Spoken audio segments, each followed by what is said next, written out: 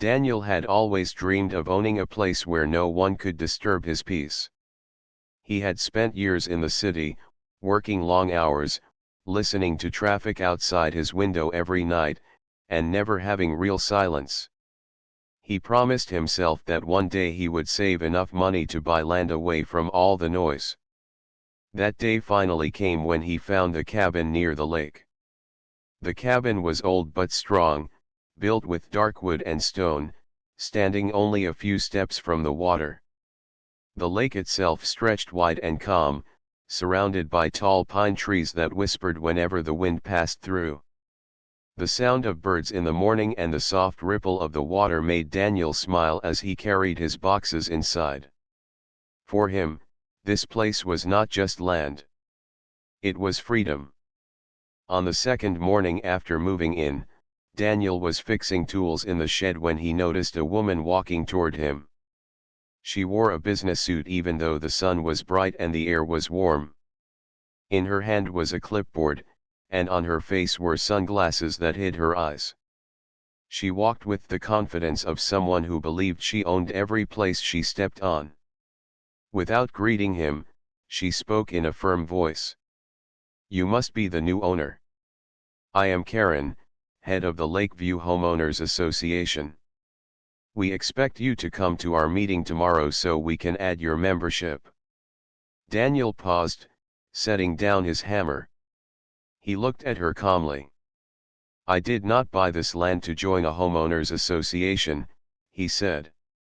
"This property is private. It is not part of your community rules." Karen pressed her lips together, clearly displeased. "All homes by the lake are part of our association. That is the rule. You will need to pay fees, follow regulations, and meet standards. Everyone here does." Daniel shook his head. "Not me. Before I bought this land, I checked county records. My land is outside your association. I will take care of it myself." Her frown deepened. She tapped her pen against the clipboard, the sharp sound carrying through the air. "We will see about that," she said before turning away. Her heels clicked against the gravel, each step sounding like a warning. Daniel returned to his work, but he knew the matter was not over. Some people did not like being told no, and Karen seemed like the type who would not let go easily. Still, Daniel did not worry. He had faced harder challenges in his life. The next morning, Daniel woke early. He wanted to repair the wooden dock that stretched over the lake. With tools by his side, he knelt on the planks, tightening nails and replacing broken boards. The sun rose higher, painting the water gold, when the sound of engines broke the quiet. 2 police cars rolled into his driveway. The sound of doors slamming followed, and Daniel looked up to see 3 officers step out. Behind them stood Karen, arms crossed, chin lifted, as if she had already won some battle. One officer approached. "Sir, we received a call from the head of the Homeowners Association. She reported that you are trespassing on community property and refusing to comply with HOA rules." Daniel leaned back and studied the officer carefully. "Trespassing? This is my property. I own it. You can check the deed." Karen's voice cut through the air. "He is lying. This land belongs to the HOA community. He refuses to follow rules, and he must be removed before he causes trouble." Daniel felt a calmness settle inside him. He stood slowly, wiped his hands on a rag, and walked toward his truck where he had kept an important item. Opening a small bag, he pulled out a leather case. With one motion, he flipped it open to reveal a shining silver badge. The officers leaned closer, and Daniel spoke with steady authority. "Special Agent Daniel Myers, Federal Investigator. This land is mine, and I suggest you confirm the records before accusing me of trespassing." The air grew quiet. The officers exchanged uneasy looks. Karen, who had been standing with confidence moments before, froze in place. The color drained from her face, and her voice, so quick before, vanished completely. For the first time since he had met her, Karen had nothing to say. The silence in the driveway stretched for several moments. The officers, unsure of how to proceed, looked from Daniel to Karen. Daniel kept his calm, his badge still visible in his hand.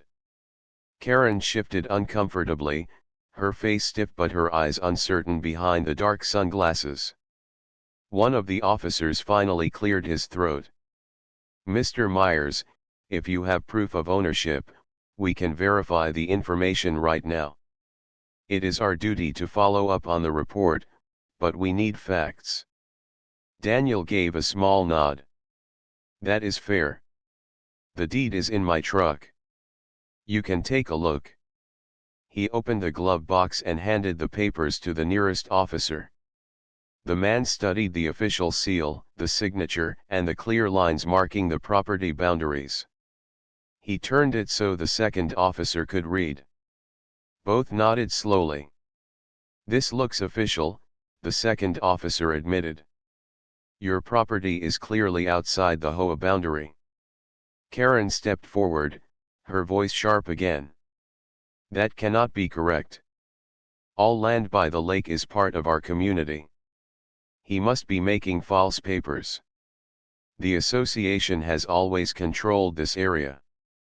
The first officer shook his head.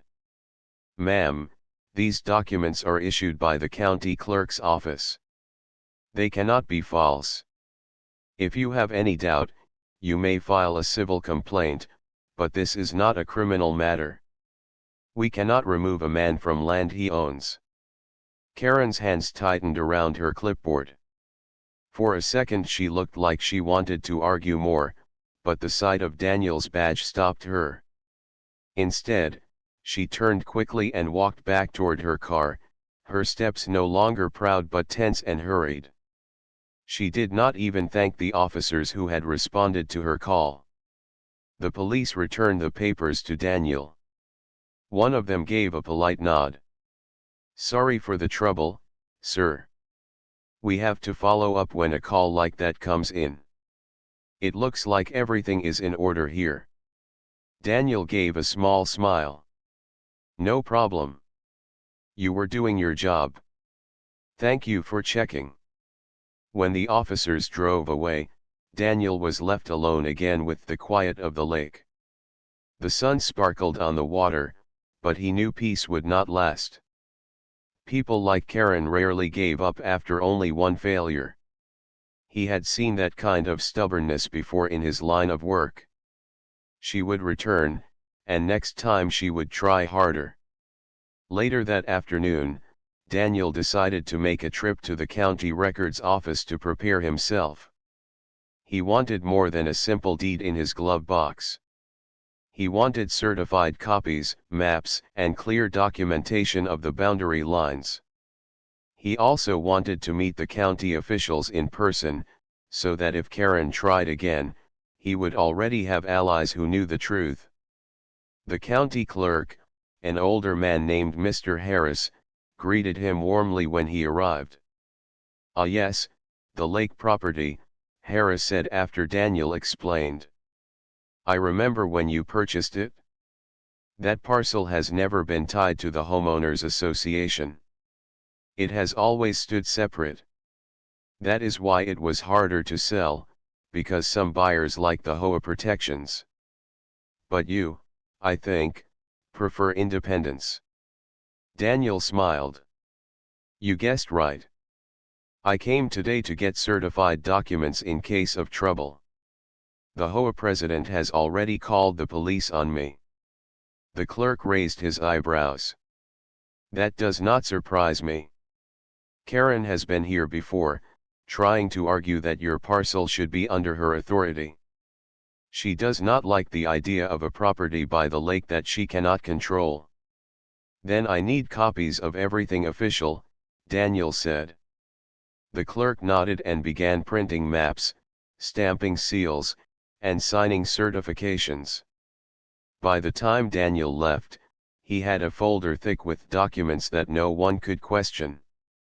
When he returned to his cabin, the evening light stretched across the water, and he sat on the porch with a sense of calm.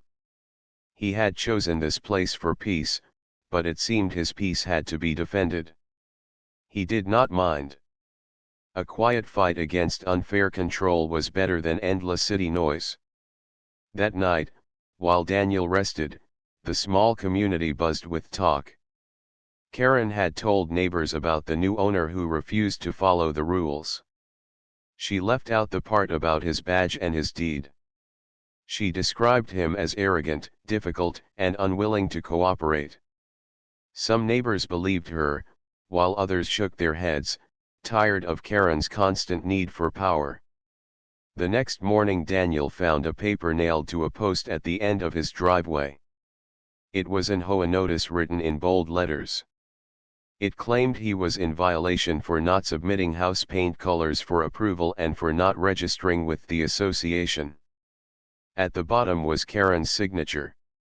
Daniel held the paper in his hand and sighed.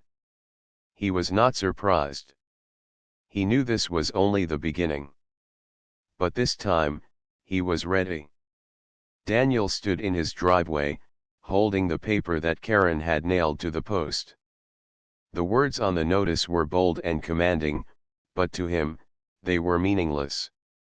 It listed violations such as not submitting paint colors for approval and not registering his membership.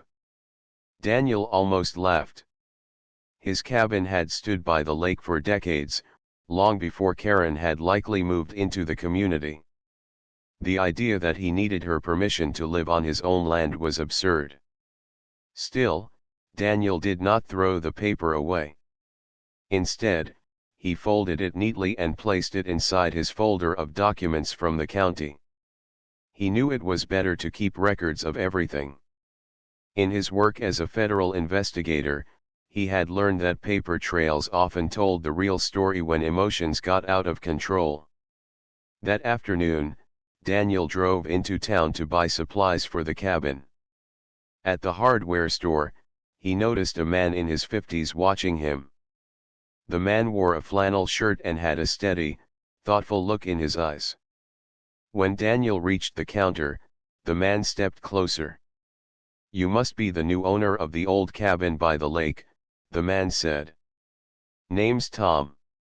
I live a few houses down the road." Daniel nodded politely. "Yes, I moved in a few days ago. Trying to get the place fixed up." Tom gave a small smile. "Well, welcome. Just so you know, not everyone around here is like Karen. She likes control, but plenty of us don't care about the HOA as much as she does. Some of us even wish we weren't part of it." Daniel raised an eyebrow. "So she has been this way for a long time?" Tom chuckled. "Longer than I can remember. She acts like the lake belongs to her.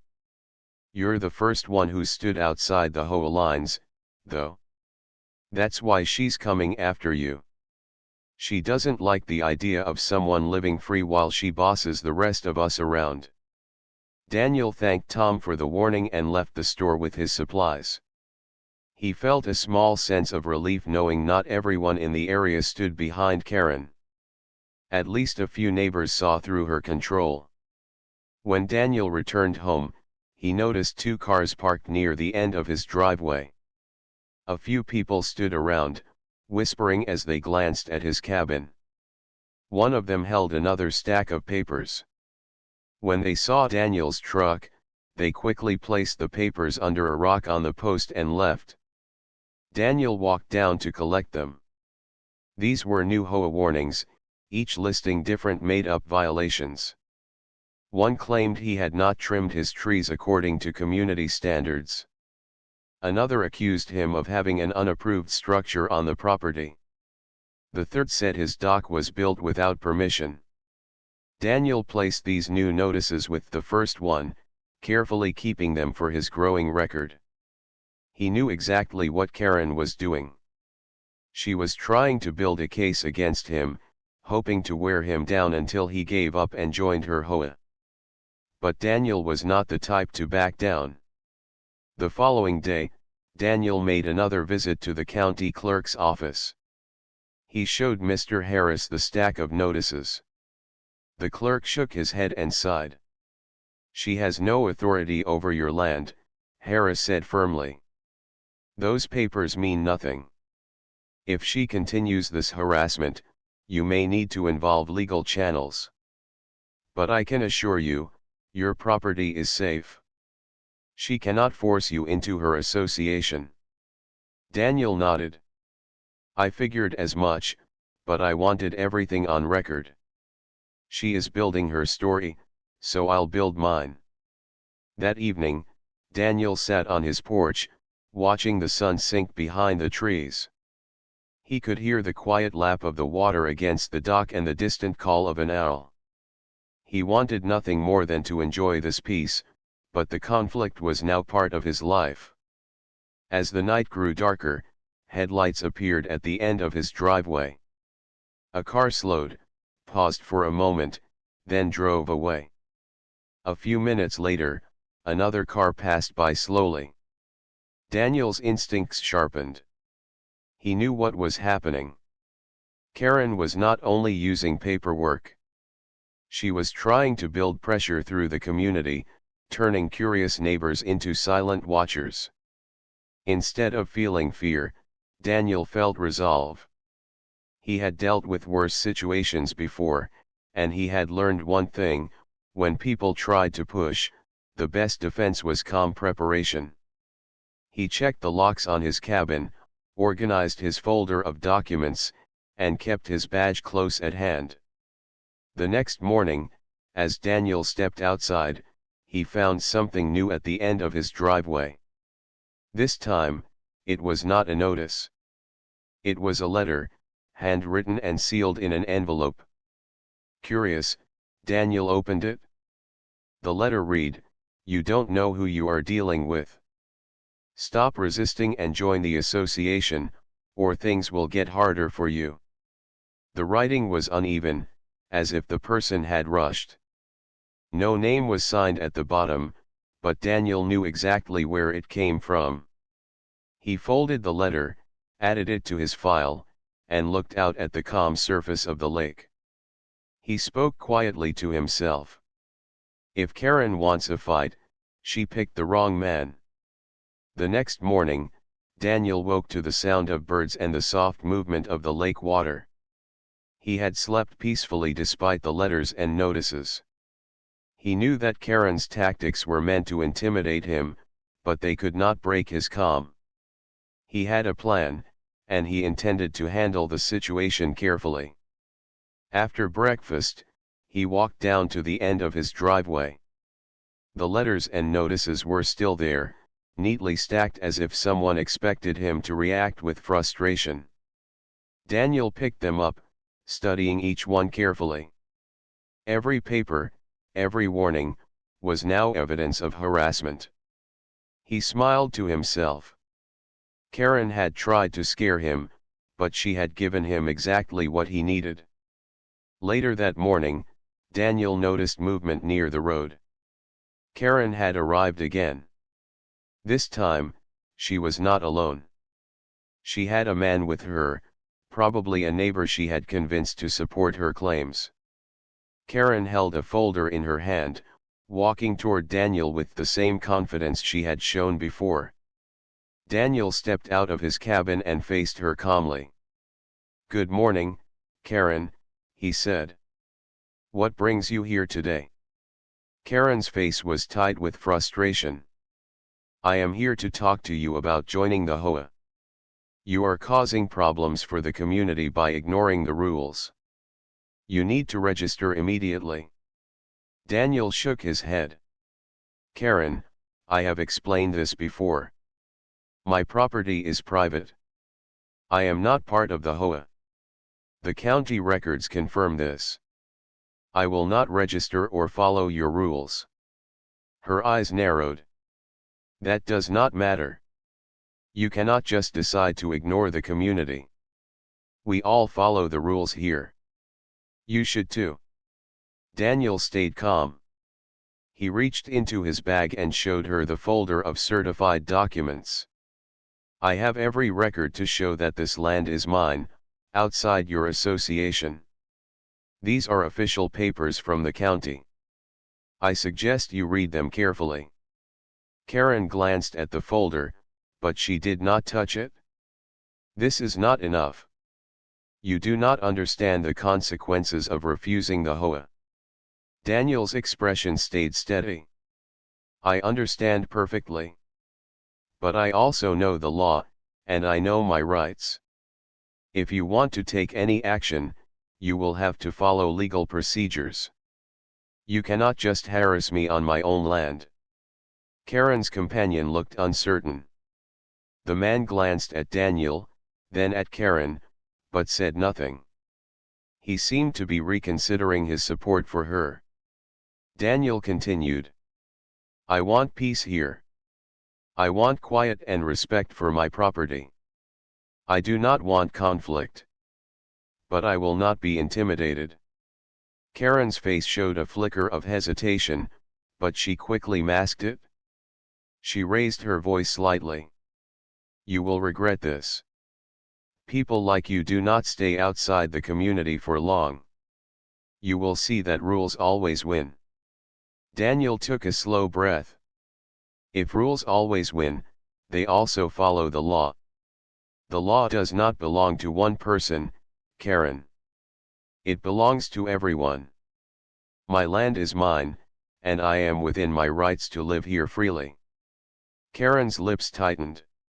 She looked around as if seeking support, but most of the neighbors had stayed inside, not wanting to get involved. She noticed Daniel's calm demeanor, the folder of official papers, and the small badge that still peeked from his bag. For the first time, her confidence faltered. Daniel stepped closer, not aggressively, but with authority. Karen, I am willing to talk reasonably. If you wish to discuss shared concerns about the lake, I am open to conversation. But I will not be bullied, threatened, or forced into your association.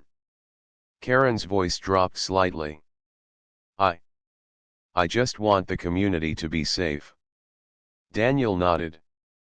I understand that. I also want safety and peace. But safety does not mean controlling others. It means respecting the law and each person's property. You cannot enforce your rules where they do not apply. Karen looked at him, and for the first time, Daniel noticed a moment of doubt in her eyes. She shifted her weight, unsure whether to continue the argument. Daniel smiled slightly. Let's avoid more trouble. You can speak to the county if you still have doubts, or we can keep this peaceful. The choice is yours. Karen stared at him for a long moment. She opened her mouth to speak but then closed it. Without another word, she turned and walked back toward her car, her companion following quietly. Daniel watched as they drove away. The tension in his chest slowly eased. He had faced the confrontation calmly, and it had worked. Karen had not won, and she knew it. Returning to his cabin, Daniel felt a sense of satisfaction. He had stood his ground, protected his property, and avoided unnecessary conflict. He knew there might be more challenges ahead, but he also knew that calm, preparation, and knowledge of the law would guide him through anything Karen tried next. As the sun set over the lake, Daniel walked to the dock and sat quietly, listening to the water and the trees. For the first time in days, he allowed himself to relax fully. He was on his land, free and prepared. And he was ready for whatever came next. The next morning, Daniel woke early, greeted by the calm lake and the soft chirping of birds. He had spent the previous day organizing his cabin and reviewing the documents he had collected. The confrontation with Karen had left him relieved but alert. He knew she might return with new tactics, and he wanted to be ready for anything. While sipping coffee on the porch, Daniel noticed a car slowly driving down the gravel road. He paid attention, but it did not seem like Karen's car. The vehicle stopped near his driveway, and a man stepped out. He was dressed casually, carrying a folder in his hand. His calm expression made Daniel curious rather than concerned. The man walked up to Daniel and introduced himself. "Good morning. My name is Mark. I work with the county legal office. I've been asked to deliver some official documents and to make sure everything about your property is clear." Daniel nodded politely. "Good morning, Mark. Please, come in." Mark handed him the folder. Daniel opened it and saw a series of legal documents confirming his ownership of the property, including a letter that officially stated his land was outside the Lakeview HOA jurisdiction. There were also maps clearly marking the boundary lines. "These are official documents," Mark said. "We wanted to make sure you had everything in writing. There has been some confusion with the HOA, and we want to ensure you are protected." Daniel felt a sense of relief. "Thank you, Mark. This helps a lot. I've already had a confrontation with the HOA president, but having these documents will prevent future problems." Mark nodded. "It should. If you ever need assistance or guidance, you can contact our office. We are aware of HOA overreach cases, and we make sure property owners are protected under the law." Daniel smiled. "I appreciate that. It's good to know there is support when needed." After Mark left, Daniel carefully placed the documents in his cabin safe. He knew that Karen could still attempt to challenge him, but now he had undeniable proof of ownership and county backing. Later that afternoon, while working on the dock, Daniel heard the sound of footsteps approaching from the side of his property. He turned to see Karen standing there once again. She did not have her usual confident stride. Instead, she looked cautious, almost nervous. "Daniel," she said, her voice quieter than usual. I want to talk about the lake. I understand that your property is yours, but some neighbors are worried about certain issues, like the docks and tree lines." Daniel studied her carefully. He could sense the change in her tone. She was no longer trying to intimidate him.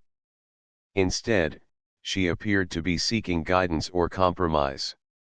"Karen," Daniel said calmly, "I am happy to discuss shared concerns about the lake. If neighbors have questions or worries that involve common areas or environmental safety, I am willing to listen. But I cannot follow HOA rules that do not apply to my property." Karen hesitated. She glanced around as if checking whether anyone was watching. I want to make sure everything is okay. I do not want any trouble for the community or the lake." Daniel nodded. "I understand. I want the same thing. The lake should be safe, clean, and quiet. If you or your neighbors have real concerns that affect all properties, I am willing to address them. But I will not be forced into an organization that has no authority over my land." Karen's lips pressed together. She looked down at the ground, then back at him. I suppose that is fair. Maybe I have been too forceful." Daniel smiled politely. "We can work together on common issues without creating conflict. That will benefit everyone." Karen studied him for a long moment. She seemed to be reconsidering her approach. Finally, she nodded and turned to leave. "I will think about what you said," she admitted. Daniel watched her walk back toward her car. He felt a sense of accomplishment. For the first time, Karen had approached him not as an aggressor but as someone willing to talk. That evening, Daniel walked along the edge of the lake. The sun reflected in the water, creating small golden sparks. He thought about the past days, the confrontation, the letters, and the threats. Everything had been stressful, but he had handled it with calmness, preparation, and respect for the law. He knew Karen might still test him in small ways, but he also knew that his property was safe, and that he had the right to live freely. The unexpected visit from Mark and the peaceful discussion with Karen had given him hope. Perhaps some people were willing to change when shown respect and evidence. As the stars began to appear above the lake, Daniel felt a rare sense of peace. His cabin, his land, and his freedom were secure. And he knew that he had proven something important, that calm reasoning and preparation could win over threats, no matter how confident or aggressive the other person seemed. He sat on the dock and watched the water, letting the quiet fill his mind. The lake, the trees, and the gentle evening breeze reminded him why he had chosen this place. For the first time in a long while, Daniel felt that he had truly arrived at home. The following morning, Daniel woke early as usual. The lake reflected the soft light of dawn, and the air was crisp with the scent of pine. He had learned that calm and preparation were his best allies, especially with someone like Karen still in the background. Today, he planned to reinforce his position and ensure that no further misunderstandings could arise. After breakfast, Daniel drove into town to meet with a local attorney he had contacted earlier. The attorney, Miss Bennett, was known for her knowledge of property law and her ability to handle HOA disputes. Daniel explained the situation, showing her the folder of certified documents and the stack of notices Karen had left. Miss Bennett studied everything carefully. "Daniel, you have a strong case. Your property is clearly outside the HOA. These papers are official, and the letters from Karen will serve as proof of harassment if she escalates the situation. You are completely within your rights." Daniel nodded. "I want to make sure everything is clear. I want peace, not conflict, but I am prepared if she tries anything else." Miss Bennett smiled. "That is wise. Sometimes showing authority legally is the best way to avoid unnecessary confrontations. You have done everything right so far." Feeling more confident, Daniel returned to his cabin. As he parked, he noticed Karen's car at the end of the driveway again. She was standing outside, talking to a few neighbors. This time, Daniel decided to approach the situation with calm but visible authority. He stepped out of his truck, his badge subtly visible in his jacket pocket. Karen saw him and immediately stiffened. Daniel walked slowly toward her, smiling politely. "Good morning, Karen," he said. "I wanted to discuss the lake and the community issues you mentioned yesterday. I hope we can handle this professionally." Karen blinked, caught off guard by his calm tone and the visible badge. She had expected him to react with anger or frustration, but he had not. Instead, he approached with confidence and respect. "I still think you should consider joining the HOA," Karen said, trying to sound firm. Daniel shook his head. "Karen, I respect the HOA rules for those who are part of it. But my land is private. Joining is not required. I am willing to work with neighbors on shared concerns, but I will not be forced into an association that has no authority over my property." Karen glanced at the neighbors standing nearby. Some looked curious, others doubtful of her claims. Daniel noticed a few nods among the spectators. His calm and clear approach seemed to impress them more than Karen's aggressive style ever could. Daniel continued, "I want to prevent any real conflicts. That is why I have all documents in order and I am willing to cooperate where it is reasonable. If there are shared issues that affect the lake or common areas, I will participate in discussions. But anything beyond that is my choice, legally and morally. Karen's voice faltered slightly.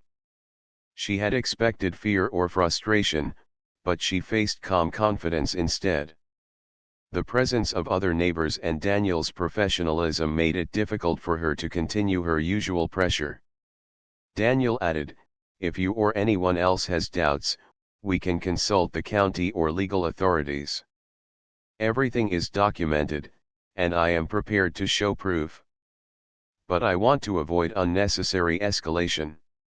I believe we can handle this with respect and logic." Karen hesitated. Her clipboard remained in her hands, but she did not raise it. She glanced at the neighbors, then at Daniel. Finally, she took a deep breath and nodded. "I understand. Perhaps I have been too forceful. I will reconsider my approach." Daniel smiled politely. "That is all I ask. Cooperation is better than conflict. It benefits everyone." As Karen walked back to her car, Daniel noticed a few neighbors whispering to each other. They seemed impressed by how he had handled the confrontation without aggression. Some even waved quietly as he returned to his cabin. Later that evening, Daniel sat on his porch, looking out over the lake. The sun set slowly, painting the water in shades of gold and orange. The air was calm, and the trees reflected in the lake like quiet guardians. Daniel thought about the past few days, the letters, the notices, and the confrontations. Each challenge had been an opportunity to show patience, preparation, and authority. He realized that sometimes power did not come from forcing others to obey. True strength came from knowledge, calmness, and standing firmly in what was right. He had faced Karen's aggression and had turned it into respect, at least for now. Daniel watched as the sky darkened and the first stars appeared. For the first time, he felt that his peace was secure. The cabin, the lake, and his land were safe. He had proven to Karen, to the neighbors, and most importantly to himself, that calm and preparation could protect freedom. As the gentle sound of water lapping at the dock filled the air, Daniel leaned back in his chair. He was ready for whatever came next, confident that no one could challenge him unfairly while he remained composed and well prepared. The next morning, Daniel woke to the gentle sound of the lake and the sunlight spilling across the cabin floor. After weeks of tension, letters, and confrontations, he felt a sense of calm that he had not experienced in years. The county documents, his preparation, and the respectful approach he had taken with Karen had begun to work. For the first time, he believed the situation could end peacefully. After breakfast, Daniel walked along the edge of the lake, enjoying the soft breeze that carried the scent of pine and water. He noticed a few neighbors outside their homes, observing him quietly. Unlike before, they looked curious rather than judgmental. Some even smiled as he passed by. He realized that his calmness and preparation had earned a level of respect in the community, even from those who had watched Karen try to intimidate him. Later that morning, Daniel heard the familiar sound of a car approaching. It was Karen. This time, she did not walk with her usual confident stride. Instead, she stopped her car at the edge of his driveway and stepped out cautiously. Daniel approached her with the same calm he had used in previous encounters. "Good morning, Karen," Daniel said politely. "I hope we can discuss any remaining concerns about the lake. I am happy to cooperate where it makes sense for everyone." Karen paused. She looked at him and then at the neighbors who were now observing from a distance. "Daniel, I realize that I was wrong to try to force you into the HOA. I see that your property is yours, and I understand your position. I just wanted to protect the community." Daniel nodded. "I understand your concern. and I appreciate your willingness to talk about it reasonably. I am happy to work on issues that affect the community as a whole, but my property and freedom remain my own." Karen's posture relaxed. She glanced at the neighbors, then back at Daniel. "I will make sure the HOA does not interfere with your property again. We will respect your rights." Daniel smiled. "Thank you, Karen. Cooperation is always better than conflict. It makes life easier for everyone." Karen nodded and returned to her car, leaving quietly. The neighbors watched her drive away. A few of them approached Daniel, expressing appreciation for how he had handled the situation. One neighbor, an elderly man named Mr. Thompson, spoke first. "You handled that well, Daniel. I've seen her try to control people before, but you stood calm and firm. That is how you win respect, not by arguing or fighting." Daniel nodded politely. "I wanted to keep the peace, and I also wanted to make sure the law was respected. Everyone benefits when conflicts are solved calmly."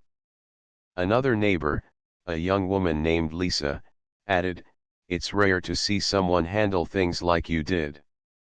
Most people would have gotten angry or scared. You showed strength without being aggressive." Daniel felt a warm sense of satisfaction.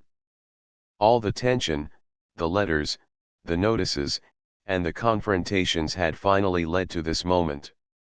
He had proven that calmness, preparation, and respect could overcome threats and intimidation. As the day went on, Daniel worked around his cabin and on the dock. The lake reflected the sunlight, and the wind carried the soft sound of birds and rustling trees. He felt the freedom he had sought for so long. His property was safe, and he had the respect of some neighbors who had watched the entire situation unfold. In the late afternoon, Daniel walked to the end of his dock and looked out over the lake. The water shimmered in shades of gold and blue, and he could see fish swimming near the surface. The peace of the lake filled his mind, replacing any lingering tension.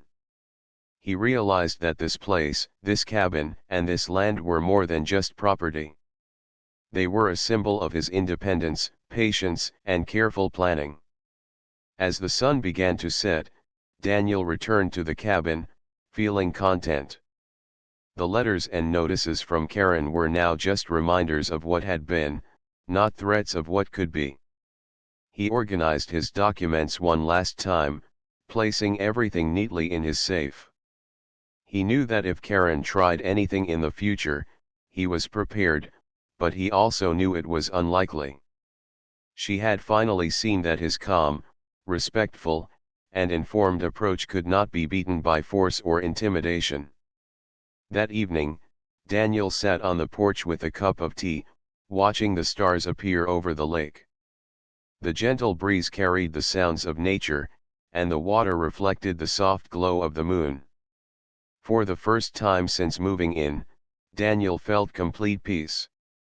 He had earned his home, protected it wisely, and shown that respect and preparation could solve even the most difficult conflicts. He leaned back in his chair, smiling quietly. The lake, the cabin, and the freedom to live as he wished were his. And now, he knew that no challenge, no threat, and no aggressive neighbor could take that away. Daniel had won not by force, but by standing firm, acting wisely, and showing that calm confidence was stronger than fear. The night grew quiet, and the lake seemed to settle into perfect calm, just as Daniel had finally settled into his new life. The struggle was over, and peace at the lake was his at last.